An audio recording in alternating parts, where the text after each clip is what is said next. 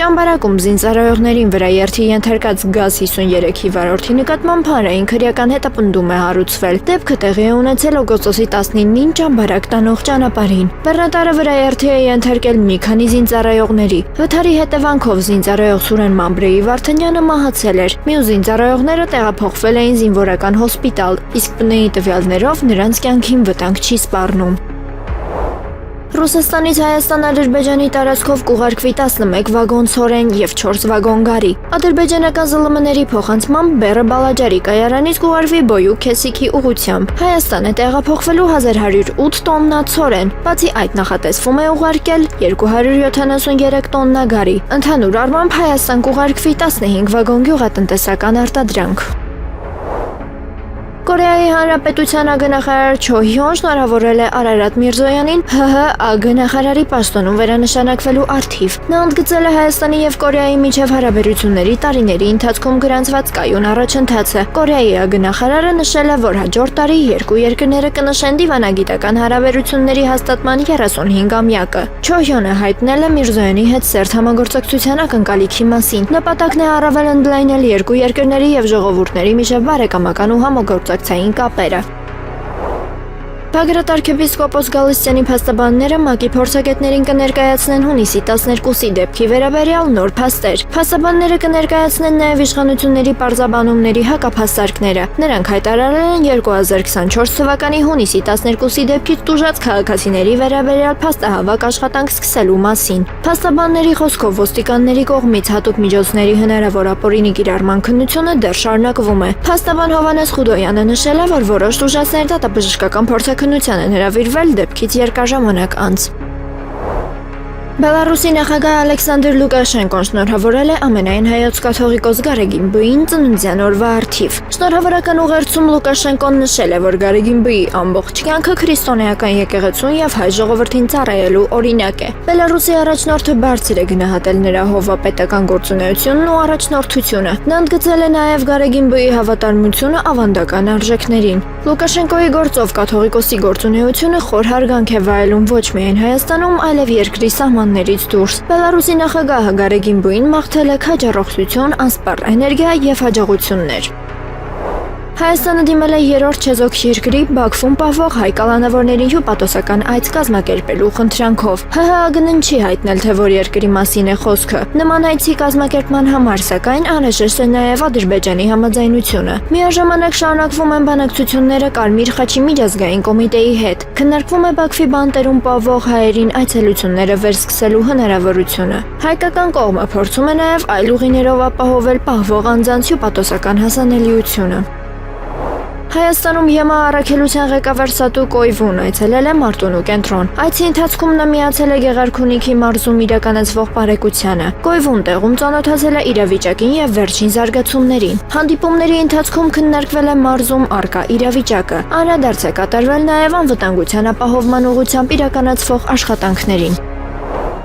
ԱՄՆ նախագահ Դոնալդ Թրամփը հայտարարել է, որ Իրանի հետ համաձայնագիր կնքել այժմ ավելի դժվար է դարձել։ Դրա խոսքով Իրանի ղեկավարության մեծ մասը վերացել է եւ ներկայում պարզ չէ, թե ով է երկրում պատասխանատուն։ Թրամփը նշել է, որ Իրանի նավատորմը ու օդուժը եւս վերացել են։ Չինաստանի եւ Արաբական Միացյալ Էմիրությունների ռազմաօդային ուժերը համատեղ ավիացիոն զորավարժություններ կանցկացնեն Չինաստանում։ Բազեի Վահան 2026 զորավարժությունները նախատեսվում են օգոստոսի երկրորդ կեսից մինչև սեպտեմբերի կեսը։ Վարժանքները տեղի կունենան Սինցիան, Ուйղուրական ինքնավար շրջանի Հոտան գավառում։ Չինաստանի պաշտպանության նախարարության տվյալներով նախատեսվում են թռիչքային պատասխանատվության միջոցառումներ։ Զորավարժությունների նպատակն է բարձրացնել մասնակից զորավարժանումների տեխնիկական եւ մարտավարական պատրաստվածությունը։ Պեկին եւ Աբու Դաբին նաեւ նպատակ ունեն խորացնել երկու երկրների զինված ուժերի գործնական համագործակցությունը։ Ուկրաինայի ՆԱՏՕ-ին անդամակցելու ձգտումից հրաժարվելը կարող է հիմք դառնալ Ռուսաստանի հետ բանակցությունների համար։ Այս մասին հայտարարել է Ռուսաստանի Դաշնության Պետդումայի միջազգային հարցերով հանձնաժողովի նախագահի առաջին տեղակալ Սվետլանա Ժուրովան։ Նրա խոսքով ՆԱՏՕ-ին Ուկրաինայի հնարավոր անդամակցությունը Ռուսաստանի անվտանգության տեսանկյունից առանցքային հարց է։ Վերջինս պնդել է, որ Կիևը դարձել է ՆԱՏՕ-ի ռազմական հնարավորությունների փորձարկման հարթակ։ Մոսկվան Ուկրաինայի դաշինքին հնարավոր անդամակցությունը դիտարկում է որպես արևմուտքից բխող սպառնալիք։ ԱՄՆ-ն պատրաստվում է Իրանի նկատմամբ սահմանել պատմության մեջ ամենախիստ պատժամիջոցները։ Այս մասին հայտարարել է ԱՄՆ ֆինանսների նախարար Սքոթ Բեսենթը, նշելով, որ սահմանափակումների մանրամասները կներկայացվեն երկուշաբթի։ Հայտարարությանը նախորդել էր Դոնալդ Թրամփի Իրանի դեմ աննախադեպ տնտեսական պատերազմի և մեկուսացման սպառնալիքը։ Ուկրաինական հետախուզության տվյալներով Ռուսաստանում տեղակայված հյուսիսկորեական զորախմբի կազմում շուրջ 400 ԱԹՍ օպերատոր կա։ Կիևը պնդում է, որ նրանք կարող են ներգրավել նաև Ուկրաինայի տարածքում հետախուզական և հարվածային գործողություններում։ Ուկրաինայի ռազմական հետախուզության տվյալներով Ռուսաստանում ընդհանուր առմամբ գտնվում է մոտ 8500 հյուսիսկորեացի զինծառայող։ Նրանց մեծ մասը տեղակայված է Կուրսկի մարզում, իսկ ստորաբաժանումների մի մասը կատարում է թիկունքային առաջադրանքներ։ CNN-ի փոխանցմամբ Կիևը նաև չի բացառում, որ Պուտինի և Կիմ Չեն Ընի հնարավոր հանդիպման ժամանակ Մոսկվան կարող է խնդրել մինչև 50,000 լրացուցիչ զինծառայող։ ԱՄՆ-ն USS Abraham Lincoln ավիակիրը մոտին ամիս անց լքում է Մերձավոր Արևելքը։ Նավը վերադառնում է Կալիֆոռնիայի Սան Դիեգոյի ռազմակայան։ Տարածաշրջանում նրան փոխարինել է Ճապոնիայից վերատեղակայված USS George Washington ավիակիրը։ USS Abraham Lincoln-ը ծովում անընդմեջ գտնվել է ավելի քան 250 օր։ Los Angeles Times-ը հաղորդել է անձնակազմի հոգեկան առողջության խնդիրների և մատակարարման դժվարությունների մասին։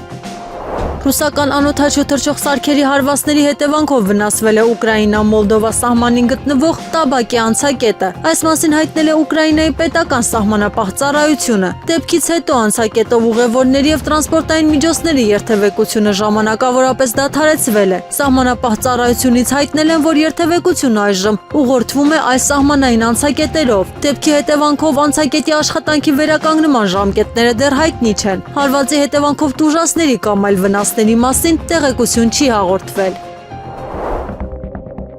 ՌԴԱԳՆ պաշտոնական ներկայացուցիչ Մարիա Զախարովան անդրադարձել է Ուկրաինայի հետ Հայաստանի և Ադրբեջանի հարաբերությունների խորացմանը։ Նա հայտարարել է, որ Ռուսաստանում անընդունելի են համարում դաշնակիցների ու գործընկերների կողմից Կիևի հետ սիրախաղը։ Զախարովայի խոսքով նման քաղաքականությունը լուրջ ռիսկեր է պարունակում նաև Ռուսաստանի հետ հարաբերությունների համատեքստում։ Նա քննադատել է Կիև այցելություններն ու Ուկրաինայի ղեկավարության հետ քաղաքական շփումները։ Զախարովան նաև պնդել է, որ Ուկրաինան հայտնվել է արևմտյան երկրների ֆինանսական, տնտեսական և ռազմատեխնիկական կախվածության մեջ։ ՌԴԱԳՆ ներկայացուցիչի հայտարարությունից հետո հարց է առաջանում, արդյոք Մոսկվայի ուղերձը վերաբերում է նաև Հայաստանին ու Ադրբեջանին։ Լոռու մարզի բնակավայրերից մեկում մեքենան վարելու հարցի շուրջ սկսված վեճը վերածվել է զանգվածային ծծկռտուքի։ Միջադեպին սկզբում մասնակցել են երկու կանայք, որոնք քաշքշել են միմյանց։ Այնուհետև վիճաբանությանը միացել են նրանց հարազատները ու եւս մի քանի անձինք։ Ըստ հրապարակման, մի քանի տղամարդիկ ձեռքերով եւ ոտքերով հարվածել են 3 անձի։ Դեպքի հետևանքով մի քանի քաղաքացի մարմնական վնասվածքներ է ստացել։ Ոստիկանությունը կազմված փաստաթղթերը փոխանցել է քննչական կոմիտեի Լոռու մարզի քննչական վարչություն։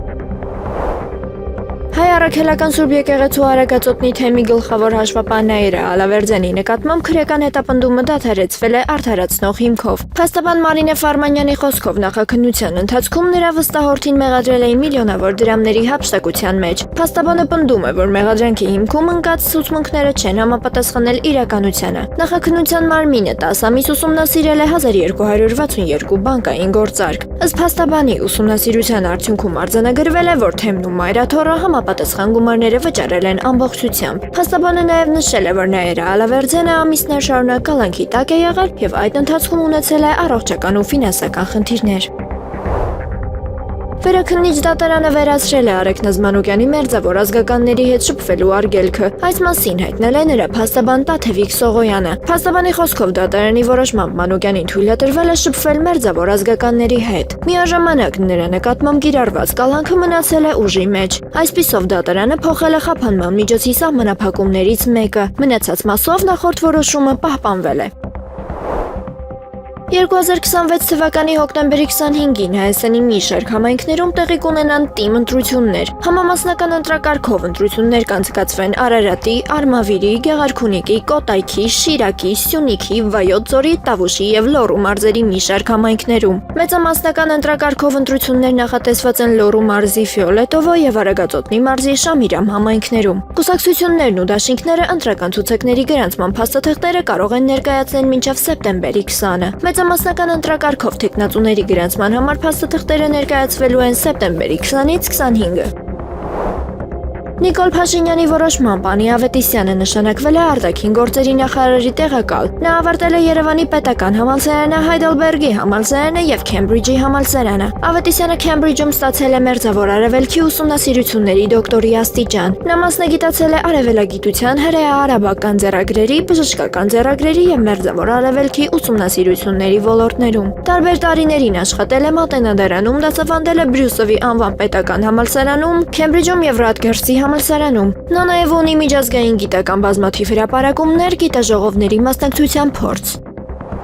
Հյուսիսային Կորեան Հարավային Կորեային անվանել է ԱՄՆ-ի խամաճիկ պետություն համատեղ զորավարժությունների կրճատումից հետո։ Կիմ Չեն Ընի քույրը Կիմ Յո Չժոնը հայտարարել է, Թրամփի որոշումը Սեուլին անհարմար դրության մեջ է դրել։ Նրա խոսքով Հարավային Կորեան անգամ չի կարող բողոքել ամերիկացի զինվորների հեռանալու կապակցությամբ։ Փհենյանը նաև կասկածի տակ է դրել Թրամփի հայտարարությունը Կիմ Չեն Ընի հետ կապերի վերականգնման մասին։ Դրանից հետո Հյուսիսային Կորեան արձակել է կարճ հեռահարության բալիստիկ հրթիռների շարք։ Իսրայելի եւ Թուրքիայի միջև Սիրիայի շուրջ մրցակցությունը կտրուկ սրվել է։ Աբու Դուհուր ավիաբազային հասցված իսրայելական հարվածից հետո Անկարան դատապարտել է հարձակումը, իսկ Անկարայում ԱՄՆ հատուկ ներկայացուցիչ Թոմ Բարաքային անվանել է անհարկի էսկալացիա։ Իսրայելը պնդում է բազայում թուրք զինվորականների հայտնվելը սպառնալիք է իր անվտանգությանը։ Թուրքիան հերքում է այդ պնդումները եւ Իսրայելին մեղադրում է էքսպանսիոնիստական եւ ապակայունացնող քաղաքականության մեջ։ Իսրայելում Թուրքիայի աճող ռազմական ներկայությունը արդեն սկսել են համեմատել Իրանի նախկին ազդեցության հետ։ Ճապոնիան կուտակել է մոտ 44.4 տոննա պլուտոնիում, ինչը կարող է բավարար լինել շուրջ 5.500 միջուկային մարտագլխիկ արտադրելու համար։ Այս մասին հայտարարել է Մոսկվայում Չինաստանի դեսպան Չժան Հանհոյը։ Նրա խոսքով Ճապոնիայի միջուկային ներուժը լուրջ մտահոգության պատճառ է։ Հատկապես ուշադրության է արժանանում այն փաստը, որ Ճապոնիան ունի օգտագործված միջուկային վառելիքի վերամշակման եւ պլուտոնիումի արդյունահանման տեխնոլոգիա։ Դիվանագետի տվյալներով Ճապոնիայի պահեստարաններում կա եւս մոտ 191 տոննա չլուծված պլուտոնիում։ Չինական կողմը նման հայտարարությունները դիտարկում է որպես անվտանգության լուրջ մարտահրավեր։ Ուկրաինան պարտվում է բոլոր ճակատներում եւ ի վերջո ստիպված կլինի բանակցությունների վերադառնալ Մոսկվայի հետ։ Հոդվածի հեղինակ Թեդ Սնայդերի խոսքով Ռուսաստանը շարունակում է մեծացնել պատերազմի տեմպերը։ Նրա գնահատմամբ ստեղծված իրավիճակում Կիևը ստիպված կլինի վերադառնալ բանակցությունների սեղանի շուրջ։ Միաժամանակ ըստ հեղինակի Ուկրաինան կարող է ավելի վատ պայմաններով համաձայնության հասնել։ Իրանը հայտարարել է ԱՄՆ-ի կողմից նոր ռազմական գործողությունների դեպքում պատրաստ է կիրառել ավելի հզոր զենքեր։ ԻՀՊԿ-ի պաշտոնական ներկայացուցիչ Հոսեյն Մոհեբին նշել է, հաջորդ պատերազմի դեպքում իրանական զինանոցը կարող է էապես տարբերվել նախորդ փուլից։ Նրա խոսքով փոփոխությունները կարող են վերաբերվել մարտագլխիկներին, հրթիռների ճշգրտությանը եւ հեռահարությանը։ Իրանական կողմը հայտարարել է, ամեն օր աշխատում է ռազմական հնարավորությունների կատարելագործման ուղղությամբ։ Թեհրանը պնդում է, նոր զինատեսակները պետք է լինեն ավելի ճշգրիտ, կործանարար եւ տեխնոլոգիապես առաջադեմ։ Վլադիմիր Պուտինը հայտարարել է, Ռուսաստանը հավանաբար աշխարհում միակ երկիրն է, որ ունի միջուկային էներգետիկայի ամբողջ շղթայի կարողությունները։ Նրա խոսքով Ռուսաստանը պահպանում է նաև ատոմակայանների աշխատանքի անվտանգության եւ հուսալիության բարձր չափանիշները։ Պուտինը նշել է, այդ առավելությունները Մոսկվային թույլ են տալիս առաջատար դիրք զբաղեցնել արտերկրում ատոմակայանների կառուցման ոլորտում։ Նրա գնահատմամբ ամբողջ շղթայի վերահսկումը Ռուսաստանի կարևոր առավելություններից է։ Ուկրաինայի նախկին վարչապետ Նիկոլայ Ազարովը հայտարարել է, ԱՄՆ-ն կարող է աջակցել Միխայիլ Ֆեոդորովի թեկնածությանը որպես Ուկրաինայի ապագա նախագահի։ Նրա խոսքով Ֆեոդորովը կարող է դառնալ Վաշինգտոնի ընտրությունը, եթե հետևի ԱՄՆ-ի հրահանգներին։ Ազարովը վերջինիս հնարավոր այցը Վաշինգտոն կապել է նրա քաղաքական ապագայի վերաբերյալ քննարկումների հետ։ Նա չի բացառել, որ ամերիկյան կողմը կարող է ընտրություն կատարել Ֆեոդորովի կամ մեկ այլ թեկնածուի օգտին։ Նախկին վարչապետը հարցականի տակ է դրել այդ դեպքում Ուկրաինայի քաղաքական անկախությունը։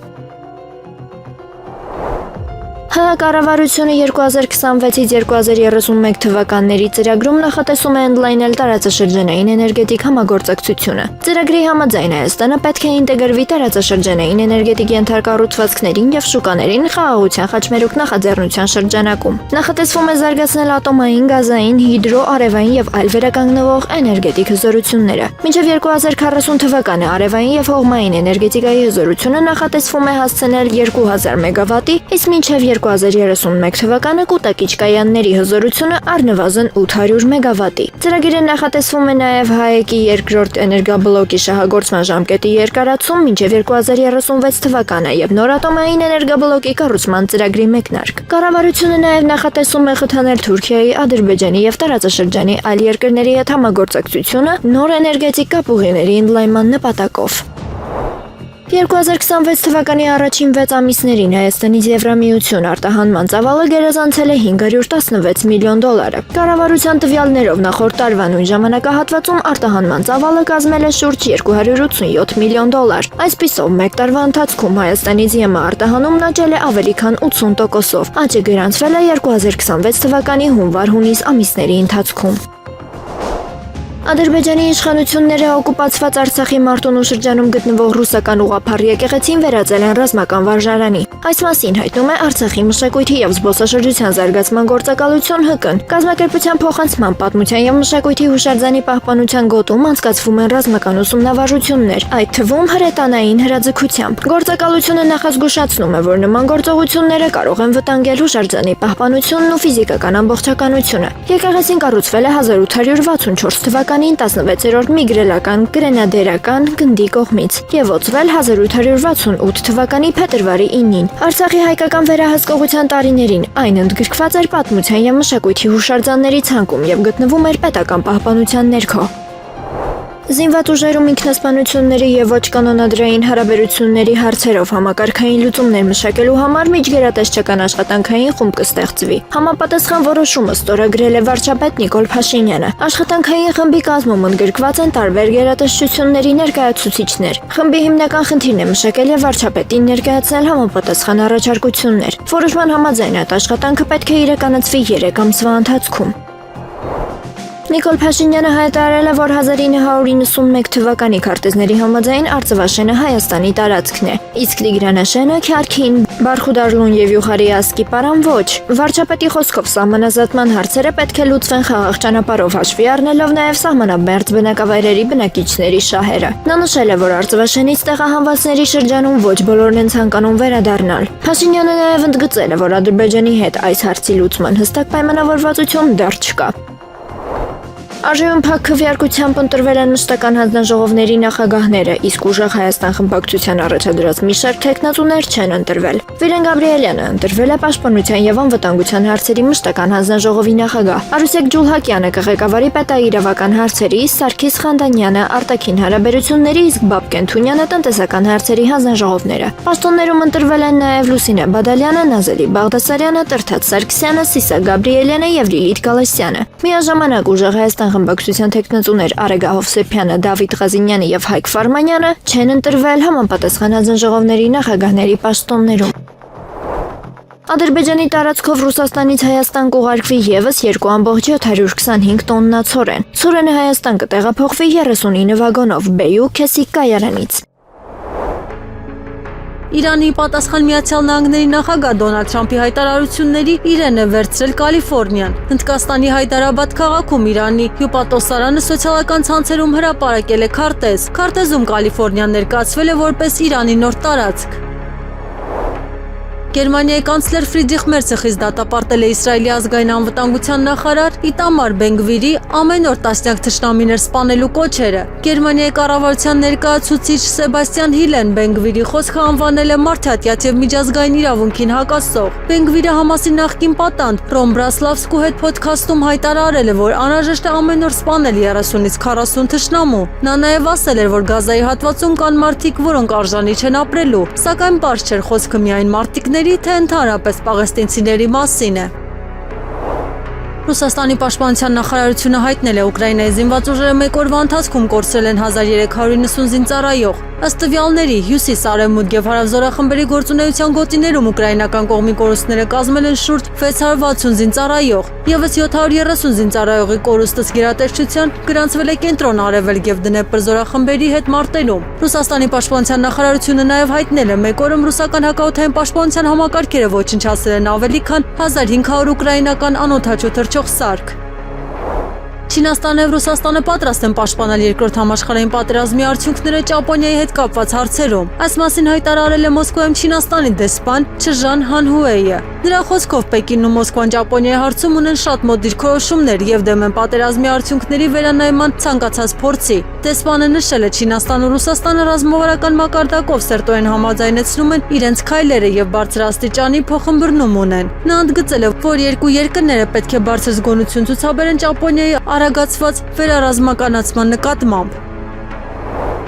Եվրահանձնաժողովի նախագահ Ուրսուլա ֆոն դեր Լայենը հայտարարել է, Ռուսաստանը պարտվում է այն պատերազմում, որը նրա խոսքով ինքն է սկսել։ Նրա հայտարարության համաձայն Ռուսաստանը ի պատասխան հարվածներ է հասցնում խաղաղ բնակչության եւ քաղաքացիական ենթակառուցվածքներին։ Ֆոն դեր Լայենը նշել է, Եվրամիությունը համագործակցում է անդամ պետությունների եւ գործընկերների հետ Ուկրաինայի հակահրթիռային պաշտպանության կարողություններին աջակցելու համար։ Նրա խոսքով այդ աջակցությունը պետք է հնարավորություն տա Ուկրաինային կանխել մարդկային զոհերը։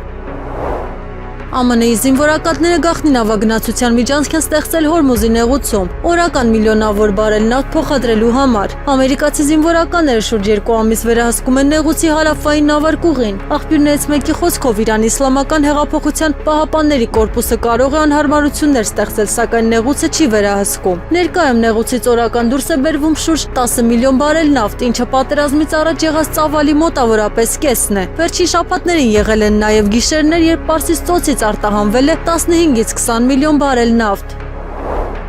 Ռուսաստանի պաշտպանության նախարարությունը հայտնել է, ռուսական ուժերը հարվածներ են հասցրել Ուկրաինայի վառելիքաէներգետիկ եւ տրանսպորտային ենթակառուցվածքների օբյեկտերին։ Գերատեսչության տվյալներով թիրախավորվել են նաեւ անօդաչու թռչող սարքերի եւ դրանց բաղադրիչների պահեստավորման վայրերը։ Հարվածներ են հասցվել նաեւ ուկրաինական զինված կազմավորումների եւ օտարերկրյա վարձկանների ժամանակավոր տեղակայման կետերին։ Հարվածների հետևանքով թիրախներ են խոցվել Ուկրաինայի 147 շրջանում։ Գործողության ընթացքում կիրառվել են օպերատիվ մարտավարական ավիացիա, հարվածային անօդաչու թռչող սարքեր, հրթիռներ եւ հրետանի։ 2026-ից 2027 ուսումնական տարվա դասերը հանրակրթական դպրոցներում կմեկնարկեն սեպտեմբերի 1-ից։ Առաջինից 12-րդ դասարանների ուսումնական պարապմունքները 5 օրյա շաբաթվա դեպքում կավարտվեն 2027 թվականի մայիսի 21-ին, իսկ 6 օրյայի դեպքում մայիսի 22-ին։ Առաջին եւ երկրորդ դասարանների համար նախատեսված են առանձին աշնանային, ձմեռային եւ գարնանային արձակուրդների ժամանակացույցեր։ Երրորդից 12-րդ դասարանների աշնանային արձակուրդները նախատեսված են հոկտեմբերի 26-ից 30-ը հնգօրյա եւ մինչեւ հոկտեմբերի 31-ը 6 օրյա շաբաթվա դեպքում։ Ձմեռային արձակուրդները երրորդից 12-րդ դասարանների համար կսկսվեն դեկտեմբերի 28-ին եւ կավարտվեն հունվարի 8-ին կամ 9-ին կախված աշխատանքային շաբաթից։ Գարնանային արձակուրդները երրորդից 12-րդ դասարանների համար նախատեսված են 2027 թվականի մարտի 22-ից 26-ը կամ 27-ը։ Հակակոռուպցիոն դատարանը վարույթ է ընդունել գլխավոր դատախազության Արմեն Աշոտյանի եւ փոխկապակցված անձանց գույքի բռնագանձման հայցը։ Դատախազությունը պահանջում է հօգուտ Հայաստանի Հանրապետության բռնագանձել 3 անշարժ գույքի գնման իրավունք։ Դրանցից մեկը գտնվում է Կենտրոն վարչական շրջանում, իսկ երկուսը Ավան վարչական շրջանում կառուցվող թաունհաուսներ են։ Պահանջվում է նաև բռնագանձել շուրջ 47 միլիոն դրամ որպես ապօրինի եկամուտների եւ միջոցների մնացորդ։ Բացի այդ, պահանջվում է բռնագանձել 338 միլիոն 366 հազար դրամ, որը ըստ դատախազության չի հիմնավորվում օրինական եկամուտներով եւ ունի ապօրինի ծագում։ Նշված գնումները ըստ ներկայացված պահանջի վերաբերում են 2005-ից 2026 թվականների ժամանակահատվածին։ Ճամբարակ Վահան ճանապարհին զինծառայողների վրա երթի դեպքի արդիվ նախաձեռնվել է քրեական վարույթ։ Քննչական կոմիտեն հայտնում է, որ վարույթը նախաձեռնվել է ճանապարհային երթևեկության անվտանգության կանոնների խախտման հոդվածով։ Քրեական վարույթի շրջանակում տրանսպորտային միջոցի վարորդը ձերբակալվել է։ Հիշեցնենք, որ օգոստոսի 19-ի վրա երթի հետևանքով մահացել էր զինծառայող Սուրեն Մամրեի Վարդանյանը։ Նիկոլ Փաշինյանը հայտարարել է, որ կառավարության նոր ծրագրում բացակայում է Ղարաբաղյան շարժման գաղափարախոսությունը։ Նրա խոսքով Հայաստանի միջին եւ ավագ սերնդի գրեթե բոլոր քաղաքական գործիչները, ինչպես նաեւ երիտասարդ սերնդի շատ ներկայացուցիչներ կապված են եղել այդ գաղափարախոսության հետ։ Փաշինյանը նշել է, որ կառավարությունը վերջին տարիներին որոշել է վերաիմաստավորել տարիներ շարունակ փակ մնացած էջերը։ Նրա խոսքով այդ գործընթացի արդյունքում ձևավորվել են խաղաղության օրակարգը եւ իրական Հայաստանի գաղափարախոսությունը։ Վարչապետը հայտարարել է, որ խաղաղության օրակարգի պայմաններում կառավարությունը ճգնաժամային կառավարումից անցնելու է սովորական կառավարման։ Կառավարության շենքի մոտ այսօր լարված իրավիճակ է ստեղծվել, երբ Վարդաշենի վթարային հանրակացարանների բնակիչները բողոքի ակցիա են իրականացրել։ Նրանք պահանջել են իրենց ապահովել պատշաճ բնակարաններով, հրաժարվելով առաջարկվող դրամական փոխհատուցումից։ Բնակիչների խոսքով իշխանություններն առաջարկում են 1 սենյականոցի համար 7.8 միլիոն, իսկ 2 սենյականոցի համար 9 միլիոն դրամ։ Նրանց պնդմամբ այլ գումարները բավարար չեն Երևանում համապատասխան բնակարան ձեռք բերելու համար։ Ակցիայի ընթացքում ոստիկանների եւ քաղաքացիների միջև հրմշտոց է տեղի ունեցել, ինչի հետևանքով 42-ամյա տղամարդ է բերման ենթարկվել։ Ըստ ակցիայի մասնակիցների տղամարդը միջադեպի ժամանակ հարվածել է ոստիկանին, իսկ նրա մոր ինքնազգացողությունը վատացել է եւ դեպքի վրա կանչվել շտապօգնություն։ Վարչապետ Նիկոլ Փաշինյանի խոսքով ընտրությունների արդյունքներով Հայաստանում հաղթել է իրական Հայաստանի գաղափարախոսությունը։ Նա հայտարարել է, որ այդ գաղափարախոսությունը դարձել է Հայաստանի Հանրապետության պաշտոնական գաղափարախոսությունը։ Փաշինյանի խոսքով ընտրությունների արդյունքները որոշակիորեն սահմանել են երկրի զարգացման հետագա ուղղությունը։ Նա նշել է, որ Հայաստանը թևակողում է պատմության նոր փուլ, որն անվանում են 4-րդ հանրապետություն։ 3-րդ հանրապետությունը հիմնադրվել է հենց առաջին օրից կոնֆլիկտի տրամաբանությամբ։ 4-րդ հանրապետությունը ձևավորվում է խաղաղության տրամաբանությամբ, ասել է Փաշինյանը։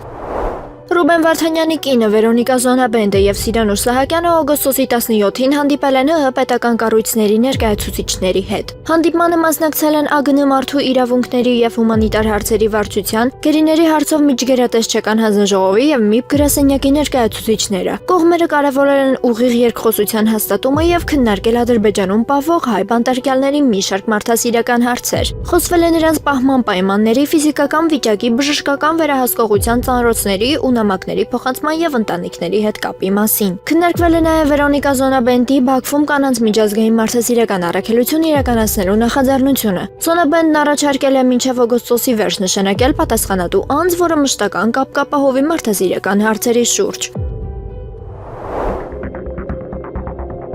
Թրամփը հայտարարել է, Վաշինգտոնը կարող է Իրանի դեմ սահմանել շատ դրակոնյան պատժամիջոցներ, սակայն չի մանրամասնել, թե ինչ միջոցների մասին է խոսքը։ Հորմուզի նեղուցի իրավիճակի մասին խոսելիս նա նշել է, նավերը շարունակում են անցնել այդ կարևոր ջրային ճանապարհով, սակայն երթևեկության ինտենսիվությունը կարող է որոշ ժամանակ անց նվազել։ Թրամփի խոսքով նավարկության խախտումները ստիպել են աշխարհին նավթի մատակարարման այլընտրանքային երթուղիներ փնտրել։ Նա նաև ենթադրել է, ապագայում Հորմուզի նեղուցը կարող է ունենալ ավելի փոքր նշանակություն, քան նախկինում։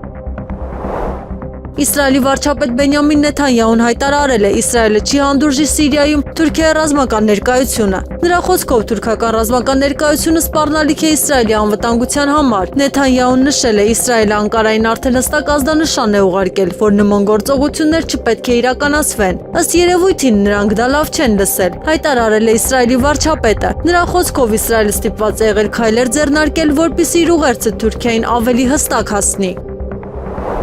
Ռումինիայի ռազմական ռադիոլոկացիոն համակարգը Ուկրաինայի սահմանային շրջանում հայտնաբերել է անօդաչուի թիրախների խումբ։ Իրավիճակը վերահսկելու համար Ռումինիայի զինուժը օդ է բարձրացրել 2 F-18 կործանիչ։ Ռումինիայի պաշտպանության նախարարության տվյալներով անօդաչու թռչող սարքը մտել է երկրի օդային տարածք եւ ընկել Գրինդուից մոտ 4 կիլոմետր հյուսիսարևելք։ ԱԹՍ-ի ընկնելու հետևանքով հրդեհ է բռնկվել, որը հետագայում հաջողվել է մարել։ Զոհերի կամ նյութական վնասի մասին տեղեկություններ չեն հաղորդվում։ Թրամփը հայտարարել է, Իրանի դեմ սկսում է աննախադեպ մասշտաբի տնտեսական պատերազմ եւ մեկուսացում։ Նա հայտարարել է, ցանկացած երկիր, որը թույլ կտա իր ֆինանսական հաստատություններին, ձեռնարկություններին, օդանավակայաններին կամ պետական կառույցներին աջակցել Իրանին, կբախվի հսկայական տնտեսական հետևանքների։ Նրա հայտարարության համաձայն պատժամիջոցների թիրախում կարող են հայտնվել նավթի մաքսանենգությունը, սվոփ գծերը, դրամական փոխանցումները, փոխանակման կետերը, նավերի ռեգիստրները եւ կեղծ ընկերությունները։ Օգոստոսի 23-ից 24-ին Հայաստանի ողջ տարածքում ջերմաստիճանը ցերեկային ժամերին կբարձրանա եւս 5-ից 6 աստիճանով։ Օգոստոսի 21-ից 26-ը հանրապետության մի շարք հատվածներում կանխատեսվում է բարձր հրդեհավտանգություն։ Հատկապես վտանգավոր իրավիճակ է սպասվում Երևանում եւ Արարատյան դաշտում։ Օգոստոսի 24-ին լեռնային շրջաններում ջերմաստիճանը կհասնի 32-ից 33 աստիճանի, նախալեռներում 36-ից 37 աստիճանի։ Երևանում, Արարատյան դաշտում եւ Սյունիքի հովիտներում սպասվում է մինչեւ 38-ից 40 աստիճան շոգ։ Օգոստոսի 24-ը Հայաստանում կլինի 2026 թվականի ամենաշոգ օրը։